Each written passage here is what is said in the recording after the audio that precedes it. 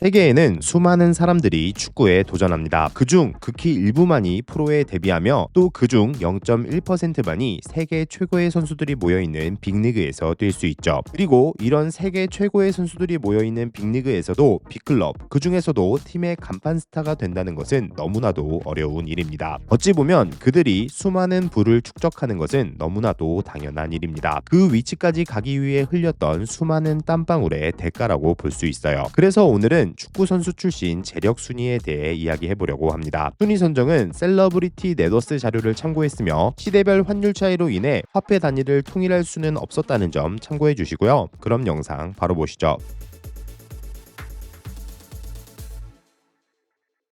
12. 호나우두 2308억. 브라질의 축구 황제 호나우두는 당시 세계 4대 스트라이커 중에서도 1왕으로 평가됐던 선수입니다. 개인적으로 저에게는 메시 다음으로 충격을 줬던 선수이기도 해요. 선수 시절 호나우두의 최고 연봉은 AC 밀란에서 받았던 1,500만 유로로 알려져 있습니다. 당시 기준으로는 세계 최고 수준의 액수였다고 해요. 또한 호나우두는 1996년 나이키와의 10년 계약 및 평생 브랜드 후원 계약을 맺었는데 당시 계약 금액은 무려 1억 8천만 달러에 달했죠. 해당 계약은 나이키가 브라질 축구 전체의 상업적 가치를 높이는 기폭제가 됐다는 평가가 많습니다. 실제로 나이키는 호나우두를 모델로 한 축구화 머큐리얼 R 라인을 출시하기도 해요. 그리고 머큐리얼은 이후에도 다양한 라인을 선보였고 그 인기는 꽤나 오래 지속됐죠. 호나우두는 은퇴 후 구단 경영에 도전했어요. 특히 2018년에는 스페인 라리가의 레알 바야돌리드 지분 51%를 사들이며 최대 주주가 되었죠. 뿐만 아니라 그는 자국 리그에도 관심이 많았어요. 실제로 2021년에는 크루제이루 구단의 경영권을 7천만 달러에 구매하기도 했죠. 그리고 크루제이루는 호나우두가 인수한 지 첫 시즌부터 1부 리그 승격에 성공하게 됩니다. 그리고 호나우두는 2024년 크루제이루 지분을 모두 매각하며 3,900만 달러, 한화 약 537억 원의 시세 차익을 남겼고요. 호나우두는 이후 바야돌리드 구단 지분도 매각하겠다는 의사를 밝혔지만 얼마에 어떤 식으로 매각할지에 대해서는 아직까지 밝혀진 바가 없습니다. 9위 웨인 루니 2,453억.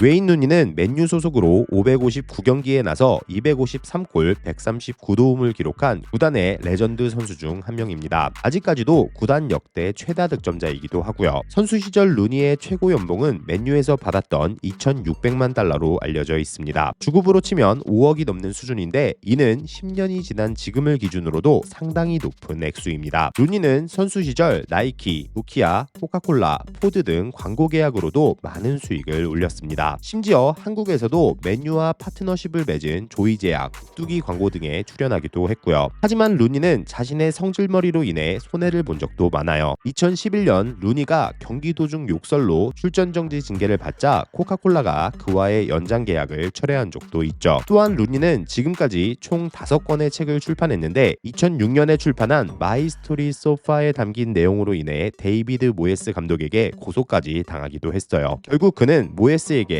50만 파운드의 손해배상금을 지불했죠. 은퇴 후 루니가 많은 부를 축적할 수 있었던 것은 부동산입니다. 현재에도 그는 영국은 물론 미국 등 세계 곳곳에 여러 가지 부동산을 소유하고 있죠. 현재 루니는 하이레이크 매너로 불리는 잉글랜드 채셔에 위치한 대저택에 거주하고 있습니다. 해당 저택은 루니가 직접 구매한 6만 평에 달하는 대지 위에 설계되었죠. 하이레이크 매너는 홈시네마, 실내 수영장, 스파 시설은 물론 인공 낚시터까지 갖춘 초호화 시설로도 유명합니다. 그리고 저택의 현재 가치는 대략 2천만 파운드, 한화 약 350억 원에 달한다고 하고요. 8위 질라탄 이브라이모비치 2,742억.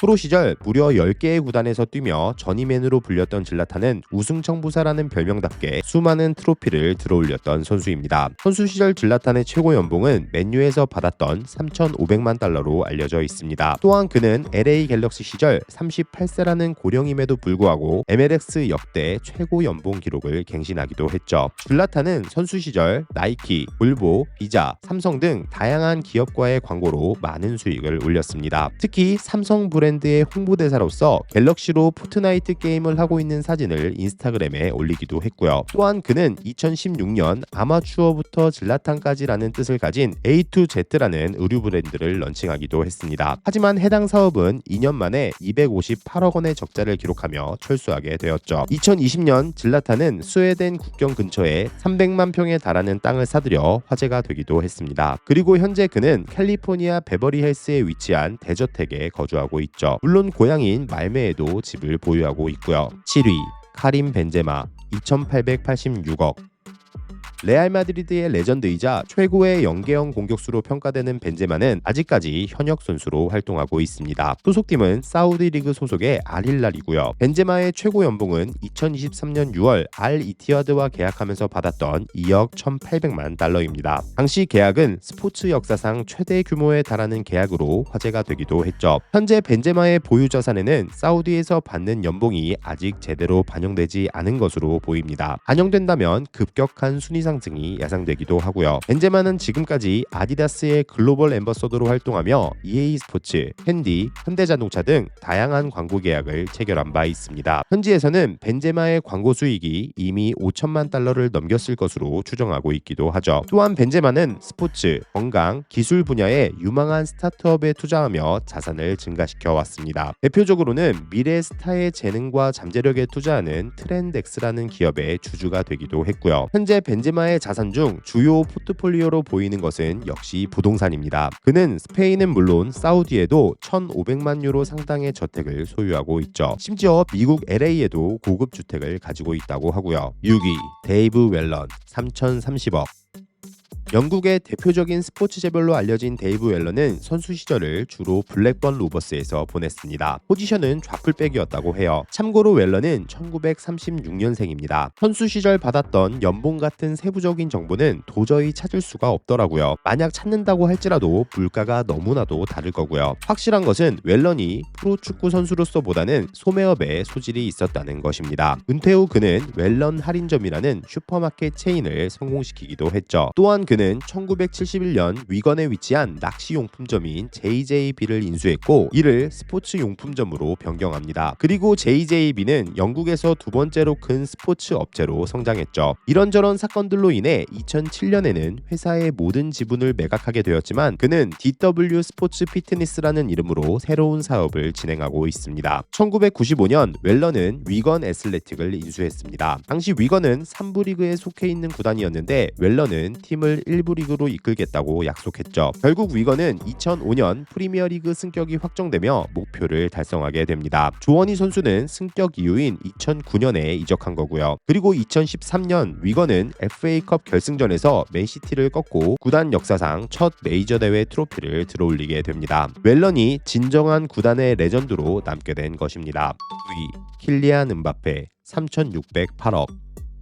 현재 레알 마드리드 소속으로 경기에 나서고 있는 음바페는 명실상부 현 기준 세계 최고의 공격수 중 한 명입니다. 현지에서 알려진 바에 따르면 음바페의 최고 연봉은 PSG에서 받았던 7,200만 유로입니다. 물론 비공식적인 액수이긴 하지만 초상권과 보너스까지 더해지면 사실상 1억 유로에 가까울 거라는 예상이 많아요. 하지만 음바페는 자신의 커리어를 위해 레알행을 결정했습니다. 현재 음바페가 레알에서 받는 연봉은 3,125만 유로로 알려져 있으니 단순 연봉만 놓고 보면 삭감폭이 꽤나 컸다는 것을 알 수 있죠. 음바페는 많은 브랜드와의 협업을 진행하고 있습니다. 물론 대부분의 슈퍼스타들이 그렇듯 나이키와의 사업 파트너십을 맺고 있기도 하고요. 또한 음바페는 2024년 2천만 유로를 투자해 프랑스 2부 리그 소속의 스타드 말레부르 캉의 지분 80%를 사들이며 구단주가 되기도 했습니다. 하지만 2025년 캉은 프랑스 3부 리그로 강등당하게 되죠. 음바페는 리브라 벨리라는 영상 제작사를 설립하기도 했습니다. 해당 기업은 스포츠를 중심으로 하는 컨텐츠를 제작하고 있죠. 전망이 꽤나 밝다는 평가가 있기도 하고요.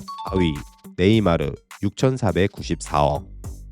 메날도의 뒤를 이을 제목으로 평가되었던 네이마르는 부상이 발목을 시게 잡은 케이스 중 하나입니다. 물론 그럼에도 세계 최고의 선수 중 한 명이기는 했지만요. 네이마르의 최고 연봉은 아릴랄에서 받았던 1억 5천만 유로로 알려져 있습니다. 두 시즌간 무려 3억 유로를 받은 거예요. 하지만 네이마르는 부상으로 인해 아릴랄에서 2년간 단 7경기만을 뛰었습니다. 한 경기당 4,290만 유로. 스포츠계에서 네이마르보다 더한 먹튀가 있기는 할까요? 네이마르는 산투스 시절인 2011년 나이키와 11년 계약을 체결했습니다. 이는 그가 빅리그 진출 전임에도 얼마나 뛰어난 유망주로 평가되고 있는지를 알 수 있는 부분이죠. 또한 2020년에는 나이키와의 계약을 종료하고 퓨마와의 스폰서십을 체결하게 되는데 해당 계약은 연간 2,300만 파운드에 달하는 어마어마한 규모입니다. 이외에도 그는 폭스바겐, 루포, 암베르, 혼다, 파나소닉 등 다양한 브랜드와의 광고 계약을 통해 어마어마한 수익을 올리게 되었죠. 그리고 2025년 9월 브라질의 한 억만장자가 일면식도 없는 네이마르를 단독 상속인으로 지목하여 화제가 되기도 했습니다. 그는 독신에 자녀도 없으며 건강상의 이유로 유언장을 남겼다고 해요. 브라질 매체에 따르면 부동산과 주식 등을 포함한 그의 재산은 약 7억 5,200만 파운드, 한화 약 1조 4천억 원으로 추정되고 있습니다. 실제로 현재 브라질 법원은 이와 관련된 사항들을 처리 중이라고 하며 만약 네이마르가 상속을 수락할 경우 공식적으로 진행될 가능성이 높다고 합니다.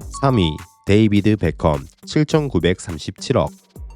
개인적으로는 스티븐 제라드 다음으로 좋아했던 선수인 데이비드 베컴은 스타성 하나만큼은 역대 축구 선수 중 탑으로 평가되는 선수 중 한 명입니다. 자연스럽게 연봉도 높겠죠. 선수 시절 베컴의 최고 연봉은 레알 마드리드 시절에 수령했던 660만 유로라고 전해집니다. 물론 보너스와 초상권 등을 포함하면 연간 1,500만 유로에 달한다는 의견들이 많고요. 2003년 당시 프랑스 매체에서는 베컴을 축구 선수 총수입 세계 1위로 선정하기도 했습니다. 그만큼 그가 실력과 더불어 스타성이 뛰어났던 거예요. 2007년 LA 갤럭시로 이적할 당시 베컴의 연봉은 650만 달러로 사실상 삭감되었지만 그는 구단의 모든 수익 일부를 자신이 받을 수 있도록 하는 계약을 체결했습니다. 이로 인해 베컴은 5년간 2억 5,200만 달러를 벌어들였다고 해요. 또한 그는 LA 갤럭시와 계약할 당시 은퇴 후 2,300만 달러가 조금 넘는 금액으로 MLS 신생팀을 인수할 수 있는 권리를 보장하는 조항도 계약서에 포함시켰습니다.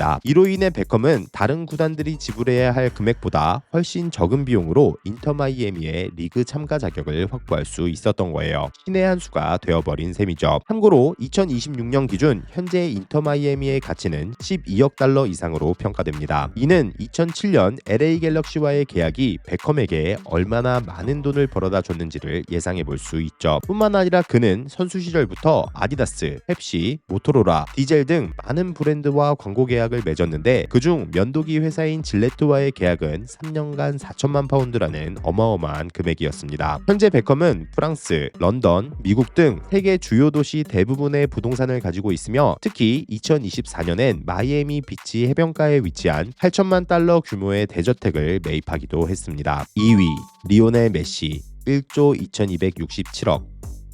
축구 역사상 최고의 선수는 리오넬 메시입니다. 물론 펠레와 마라도나를 직접 본 적은 없지만 아무튼 그렇습니다. 당연히 세계 최고의 연봉을 받아야 마땅한 리오넬 메시의 최고 연봉은 바르셀로나 시절 받았던 1억 6,800만 달러로 전해집니다. 심지어 여기에 옵션 금액까지 더해지면 당시 메시의 실제 연봉은 2억 달러에 달했을 것이라는 이야기도 있고요. 심지어 2023년엔 메시가 사우디 리그 클럽과 10억 달러 규모의 계약을 체결할 수도 있었다는 말들이 돌기도 했습니다.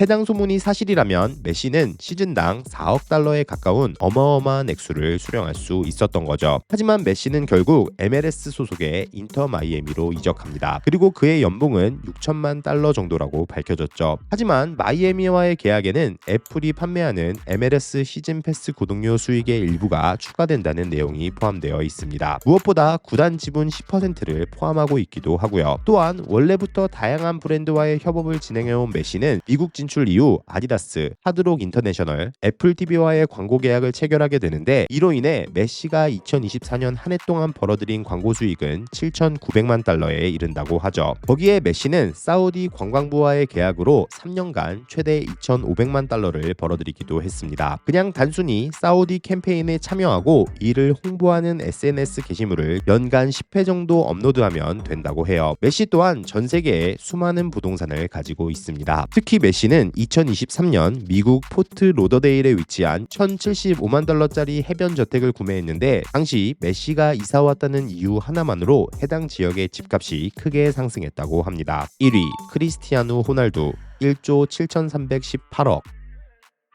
득점력만으로는 메시에게도 우위를 점할 수 있는 호날두는 베컴과 동등 그 이상의 스타성을 가진 유일한 선수입니다. 그야말로 슈퍼스타라는 말이 가장 잘 어울리는 선수인 거예요. 호날두의 최고 연봉은 알 나스르에서 수령 중인 2억 5천만 달러입니다. 심지어 이것은 호날두가 실제로 받게 될 금액의 지극히 일부일 뿐이라는 이야기도 많죠. 호날두는 이번 계약으로 알 나스르 구단 지분의 15%를 보유하게 되는 것은 물론 보너스, 상업 계약까지 더해지면 그가 받게 될 금액은 무려 9억 3,600만 달러를 넘을 거라는 분석이 있기도 합니다. 심지어 이 모든 수익에는 내야 할 세금도 없고요. 호날두와 광고 계약을 체결한 기업들은 상당히 많지만 역시 가장 큰 규모의 계약은 2016년 체결된 나이키와의 평생 계약입니다. 이는 당시 축구 선수로는 최고액인 연간 2,400만 달러, 총액 10억 달러에 달하는 초특급 계약이기도 합니다. 심지어 호날두는 CR7이라는 자체 브랜드를 통해서도 여러 가지 사업을 진행하고 있으며 구단 경영, 부동산, 슈퍼카 수집 등 다방면에서 자신의 부를 과시하고 있습니다. 마무리.